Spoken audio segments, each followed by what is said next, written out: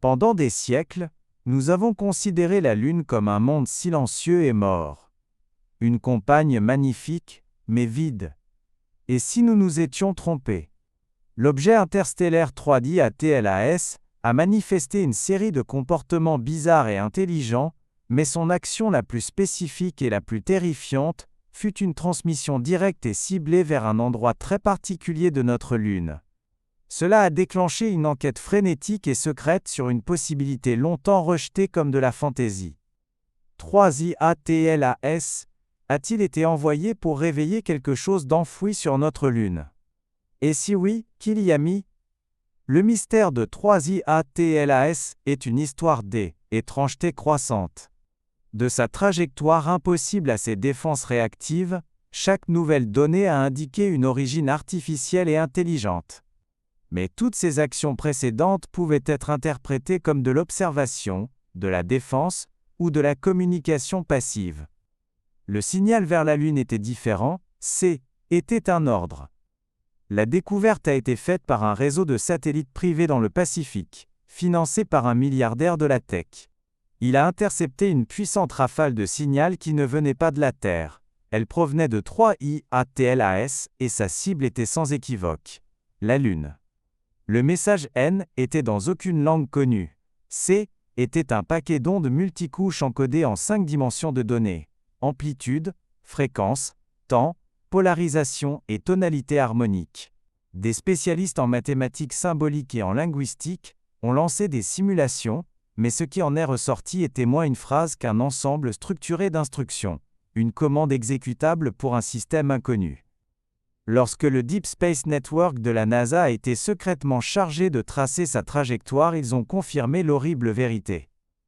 La transmission a frappé une coordonnée lunaire très spécifique, une région connue sous le nom de mascon, une zone avec une concentration de masse inhabituellement élevée. Pendant des décennies, on pensait que les mascons étaient les vestiges d'anciens impacts d'astéroïdes ou d'une activité volcanique interne. Maintenant, une nouvelle théorie terrifiante est explorée. Ce mascon n'est pas naturel. C'est une pièce de technologie enfouie et dormante. Cette théorie, autrefois reléguée aux marges, est maintenant prise au sérieux au plus haut niveau. L'idée est qu'une ancienne présence extraterrestre aurait pu visiter notre système solaire. Il y a des éons, peut-être même avant l'apparition de l'humanité. Ils auraient pu laisser derrière eux un réseau de veilleurs, de systèmes dormants, une piste cosmique de miettes de pain. Et 3I ATLAS est la clé envoyée pour les réactiver.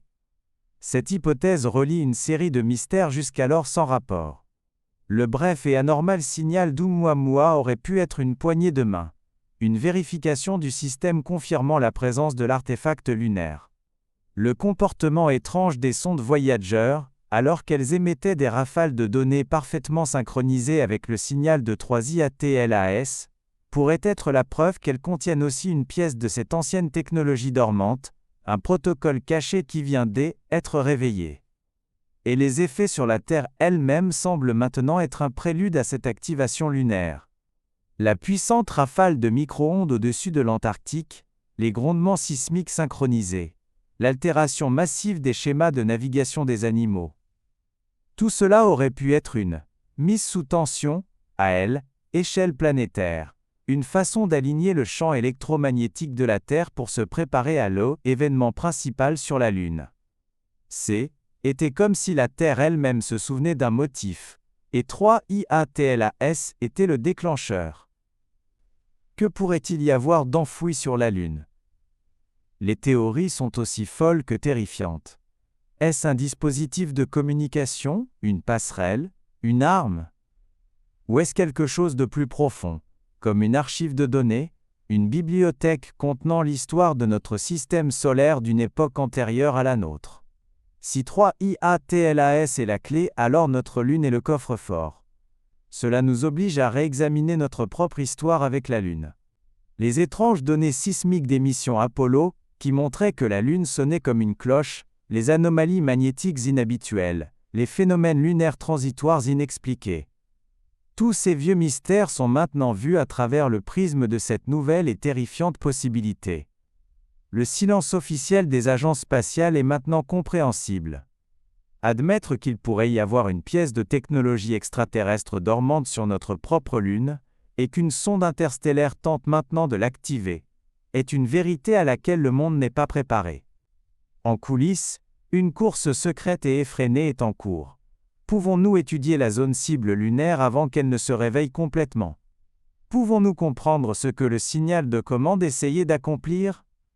La mission de 3IATLAS ne concerne peut-être pas du tout la Terre. Elle concerne peut-être la Lune?